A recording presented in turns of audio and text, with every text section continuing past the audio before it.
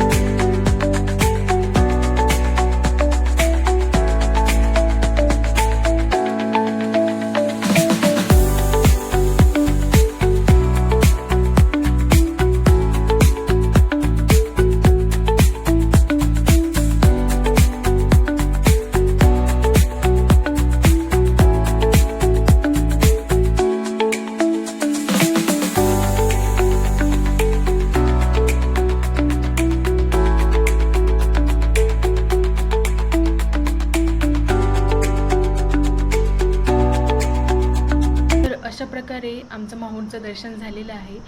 सध्या मे महिना असल्यामुळे उन्हाचे दिवस आहेत आणि या उन्हाच्या दिवसामध्ये प्रवास करणं खूप अवघड असतं, म्हणून आम्ही सकाळचाच वेळ निवडला होता आणि आमचं दर्शन अगदी निवांत आणि शांत चित्ताने झालं.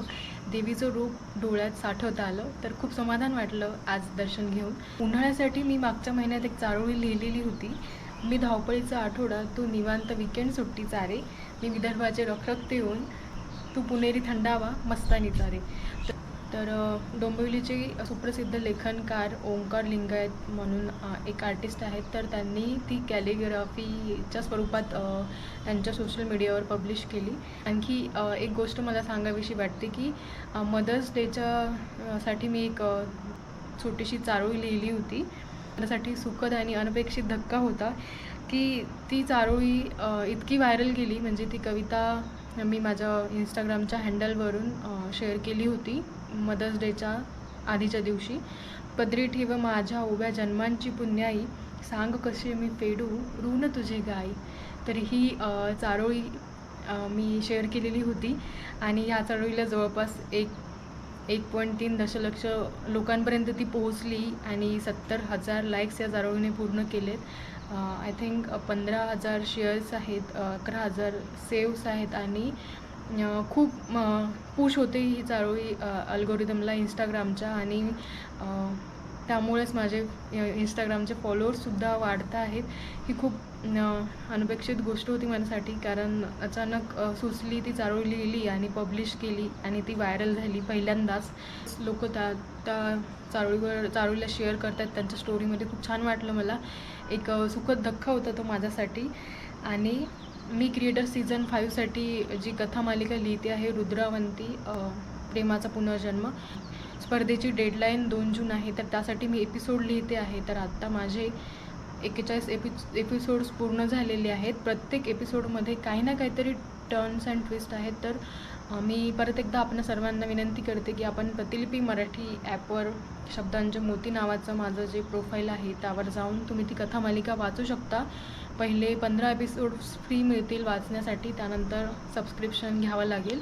गूढ रहस्य आहेत, शिवाय प्रेमकथासुद्धा मी त्यात दाखवलेली आहे रुद्र आणि अवंतिकाची. तर थोडे वेगळ्या थीमवर आहे, थोडा वेगळा प्रयत्न आहे. ती कथा मालिका पूर्ण करणं हे माझ्यासाठी एक टार्गेट आहे. आणि माझ्या कवितांना इतकं छान भरभरून प्रेम मिळत आहे, या गोष्टीचा मला खरंच खूप आनंद आहे. 2 वर्ष मी ज्या गोष्टीसाठी मेहनत करते आहे, सतत अविरत काही ना काहीतरी वेगळं पण करण्याचा प्रयत्न करते, त्याचे परिणाम कुठेतरी आता समोर दिसत आहेत. तर खूप छान वाटतं आहे.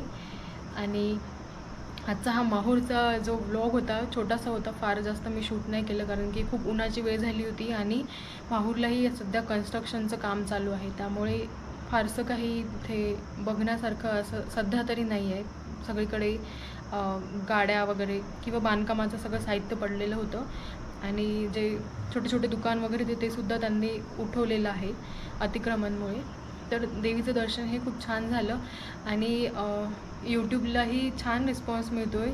मी शॉर्ट्सच्या माध्यमातून छोट्या छोट्या चारोळ्या अपलोड करतच असते आणि ब्लॉगही कधी कधी अपलोड करते मला काही शेअर करायचं असलं तर मी आपल्या सर्वांना परत एकदा विनंती करते की माझ्या कविता जर तुम्हाला आवडत असतील तर शेअर करायला विसरू नका आणि हा ब्लॉग कसा वाटला हे आपल्या प्रतिक्रियेद्वारे जरूर कळवा. खूप खूप धन्यवाद.